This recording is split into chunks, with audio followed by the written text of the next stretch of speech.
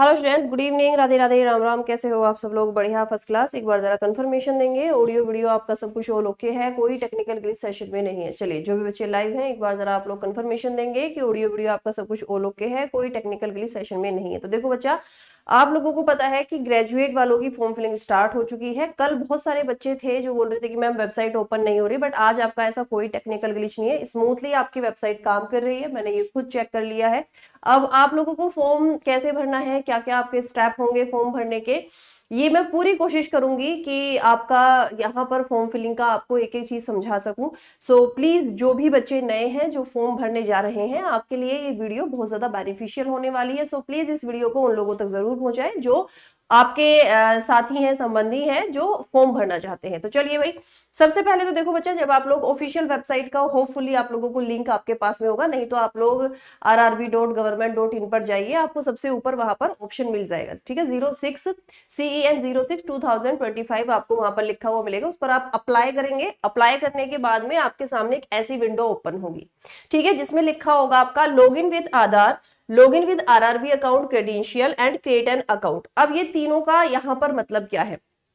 अगर आपने पहले RRB में कोई फॉर्म भरा है तो आपके पास में आपका एक रजिस्ट्रेशन नंबर और पासवर्ड होगा, और पासवर्ड मेनली आपका डेट ऑफ बर्थ होती है। ठीक है, अगर किसी को लगे पासवर्ड क्या था मैं तो भूल गया, तो आप डेट ऑफ बर्थ डालकर एक बार ट्राई करेंगे, आपका जो वहां पर अकाउंट है वो लॉगिन हो जाएगा। उसके बाद में वहां पर आपसे कुछ जैसे बेसिक डिटेल्स वो ऑटोमेटिक आपकी वहां पर उठा लेगा, आपके मम्मी का नाम, पापा का नाम, जो आपने पहले भरा हुआ होगा वो बेसिक डिटेल्स उठा लेगा। आपसे कुछ कुछ चीजों की रिक्वायरमेंट होगी, तो वहां पर आप उनको स्टेप टू स्टेप भरते जाएंगे। दूसरा, जो बच्चे नए हैं जिन्होंने कभी पहले रेलवे का फॉर्म नहीं भरा है, आप लोगों को क्रिएट एन अकाउंट, बहुत सारे बच्चे हैं जो बोल रहे हैं कि मैम मैंने लॉगिन आधार किया है, मैम मैंने मोबाइल नंबर डाला है, मैम इनवैलिड आ रहा है। यदि आप पहली बार रेलवे का कोई भी फॉर्म भर रहे हैं तो आप लोग क्रिएट एन अकाउंट पर क्लिक करेंगे, यानी आप लोगों को पहले अपना एक अकाउंट क्रिएट करना होगा। ठीक है, वहां पर आपसे कुछ बेसिक जानकारी ली जाएंगी कि क्या आपका नाम है, मम्मी का नाम क्या है, आधार नंबर क्या है, मोबाइल नंबर क्या है, आपका एड्रेस लिया जाएगा। बेसिक चीजें वहां पर आपसे, जैसे ऐसे समझो कि जैसे आप जीमेल पर अपना एक अकाउंट बनाते हैं, वैसे आप लोगों को अपना एक अकाउंट यहाँ पर पहले क्रिएट करना होगा। ठीक है, उसके बाद में बच्चा आप लोगों के सामने कुछ एक ऐसा सा पेज खुलेगा, ठीक है, जिस पर आप लोगों को अप्लाई पर क्लिक करना होगा। ठीक है, फिर उसके बाद में आपके पास ऑप्शन आएगा जोन चेंज, जोन को सेलेक्ट करने का, कि आप लोगों को कौन से जोन से फॉर्म भरना है। जब आप जोन सेलेक्ट कर रहे होंगे तो वहां पर साइड में लिखा भी आता है कि आपके जोन में इसकी कितनी वैकेंसी है। जैसे NTPC की जनरल कैटेगरी में और OBC में पटना में कोई वैकेंसी है ही नहीं, है ना। अब मान लिया आपने पटना जोन सेलेक्ट किया और आपने फॉर्म भर दिया, पता लगा पटना में तो कोई वैकेंसी ही नहीं थी, है ना। तो जब आप अपना जोन सेलेक्ट करेंगे तो वहां पर एक बार देख लेना कि कितनी वैकेंसी है, कितनी वहां पर आपकी वैकेंसी है, उसके हिसाब से आप लोग फॉर्म भरेंगे।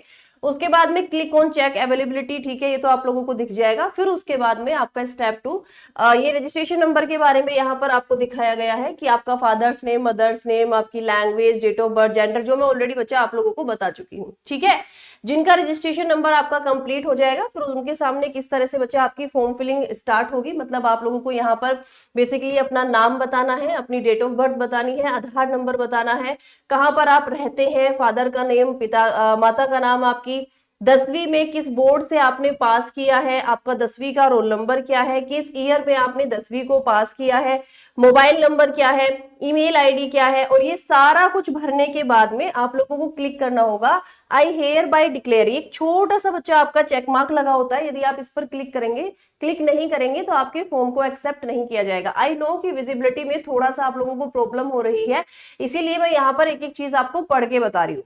ये सारी चीजें आपके सामने एक फॉर्म ओपन होगा, आप इसको सब पूरा का पूरा भरने के बाद में, इसको चेक करने के बाद ये ग्रीन हो जाएगा, सबमिट कर देना।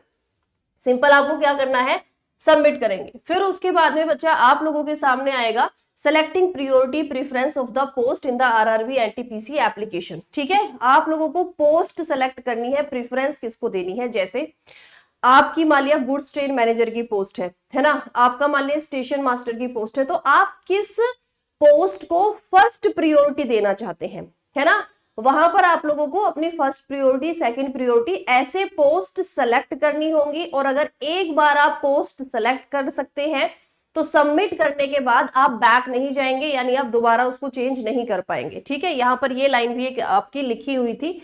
और फिर उसके बाद में click on the accept button और indicate option for the scribe if you are PWBD candidate. ठीक है, enter details such as marks obtained in graduation 10th 12th, ये सारे कुछ आपको पॉइंटर्स बने हुए होंगे जो वहां पर आपको भरने हैं। मदर टंग भरनी है, चॉइस ऑफ एग्जाम लैंग्वेज भी आपसे पूछा जाएगा, वहीं पर भर देना। एड्रेस पूछा जाएगा, मोल्स आइडेंटिफिकेशन मार्क्स, मतलब अगर आपके मुंह के आंख के आसपास कहीं कोई तिल है जो विजिबल है ना, नाक पर है, माथे पर है, गाल पर है, कहीं पर भी कोई मोल है या कोई बर्थ मार्क है, प्लीज फॉर्म में भर देना, है ना। और कोशिश करना कि आप अपना फोटो भी वही अपलोड करें। मैं आपको एक केस बता देती हूँ, एक बच्चे के कुछ यहाँ पर एक मतलब वो था, बर्थ मार्क था, होता नहीं कुछ लोगों को बर्थ मार्क होता है, तो उसने फोटो, जब हम जाते हैं तो फोटोशॉप करा लेते हैं ना, गोरी फोटो खींच दो, वो गोरी फोटो के चक्कर में वो बर्थ मार्क दिख नहीं रहा था फोटो में।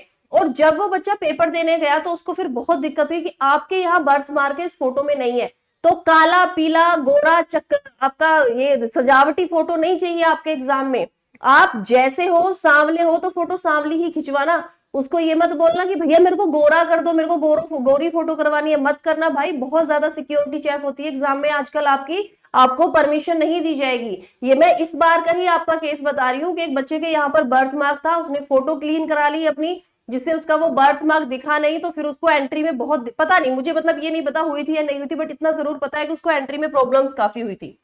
उसके बाद में बच्चा ये सारी कुछ जानकारी आप लोग भरेंगे, 10th 12th सारे नंबर, आपने किस बोर्ड से पास किया है। एक और चीज मैं आप लोगों को बता देती हूँ, देखो अगर तुम्हारे ग्रेजुएशन में या 12वीं में, ठीक है, 69.9 मार्क्स है, उसको 70% मत लिखना।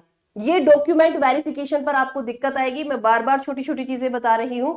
अगर ऑप्शन दिख रहा है 69.9, तो डेसिमल के बाद 2 एग्जैक्ट नंबर, एग्जैक्ट डिजिट्स आपको लिखनी है। ये गलती मत करना कि ये तो 70% होता है, मैं 70% लिख दूं, नहीं। ये डॉक्यूमेंट वेरिफिकेशन के समय आपको दिक्कत हो सकती है। मतलब रेलवे ये कहता है या कोई भी बॉडी ये कहती है कि 69.9 है, तो उसको 69 तो हम अज्यूम कर लेंगे, बट 70% हम उसको अज्यूम नहीं करेंगे। इट मे बी पॉसिबल कि आपको डॉक्यूमेंट वेरिफिकेशन के समय पे दिक्कत आ जाए। ठीक है, तो ये सारा कुछ भरने के बाद आपने पोस्ट प्रेफरेंस भर ली, अपना जोन सेलेक्ट कर लिया है। अब आते हैं कास्ट सर्टिफिकेट पर, है ना। एक इससे पहले की स्टेप है आपका, क्योंकि भाई मेरा अप्लाइड नहीं हो सकता कास्ट सर्टिफिकेट, तो इसलिए मैं यहाँ पर नहीं दिखा सकती। आपको कैटेगरी सिलेक्ट करनी होगी, जनरल कैटेगरी, ओबीसी, या फिर आपका SC ST या EWS, है ना। तो जनरल कैटेगरी वालों को तो कुछ अटैच ही नहीं करना है, सिंपल UR आप लोगों को टिक करना है आपका फॉर्म, वैसे ही फिर आपको पेमेंट करनी है, सबमिट कर दीजिए, प्रिंट निकाल लीजिए। ठीक है, लेकिन जो बच्चे आपके SC के हैं, ST के हैं या OBC के हैं, OBC और EWS वालों को तो मैं क्लियरली बता देती हूँ, 1 साल से पुराना यदि आप लोगों के पास में आपका सर्टिफिकेट है, कास्ट सर्टिफिकेट, तो आपको डॉक्यूमेंट वेरिफिकेशन पर दिक्कत आएगी ही आएगी। ठीक है, फॉर्म भर दोगे, पेपर दे लोगे, लेकिन डॉक्यूमेंट वेरिफिकेशन पे रिजल्ट को रोक दिया जाएगा। तो 1 साल पुराना ही होना चाहिए।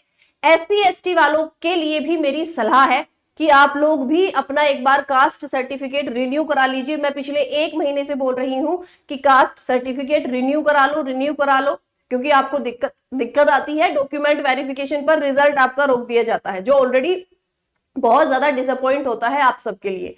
तो कास्ट सर्टिफिकेट बार बार बोल रही हूं, सारे बच्चों से रिक्वेस्ट है, 1 साल पुराना होगा तो बेस्ट है। और EWS का तो 1 साल से ज्यादा पुराना वैलिड ही नहीं है।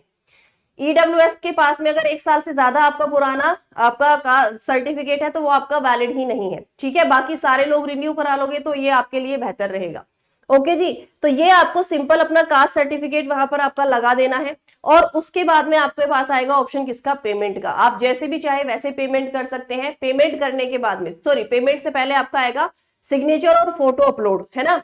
तो सिग्नेचर और फोटो, वहां पर साइज लिखा हुआ है। देखो 2 ऑप्शन होते हैं आजकल। अगर आप साइबर कैफे वाले के पास जाओगे तो वहां कैमरा लगा होता है, वो बोलते हैं फोटो नहीं है, अच्छा ठीक है खड़े हो जाओ, सामने खड़े हो जाओ, है ना। अब मैं आपकी फोटो खींच देता हूं, फिर वो उसी फोटो को वहां पर अपलोड कर देते हैं, आपसे वहां पर साइन करवाते हैं। उस साइन को खुद जो इमेज वहां पर जिस साइज में आपसे मांगी गई हैं चीजें, उस फॉर्मेट में चेंज कर देते हैं आपके सिग्नेचर को, और आपकी फोटो और सिग्नेचर वहां पर वो आपके लाइव अपलोड कर देते हैं। ठीक है, दूसरा तरीका होता है कि नहीं मेरे पास में फोटो है, मेरे पास अपना सिग्नेचर भी है, मैंने ऑलरेडी अपने पास रखा हुआ है डॉक्यूमेंट में, तो वो फॉर्मेट चेक करेंगे कि किस फॉर्मेट में आपसे मांगा गया है, PNG है, JPEG है, जिस भी फॉर्मेट में वहां पर आपसे मांगा गया है, उस फॉर्मेट में चेंज करने के बाद आप लोगों को सिग्नेचर और फोटो, क्योंकि अगर सिग्नेचर और फोटो में कोई भी फॉर्मेट में दिक्कत आई, डायमेंशन में दिक्कत आई, तो आपका फॉर्म रिजेक्ट हो जाएगा।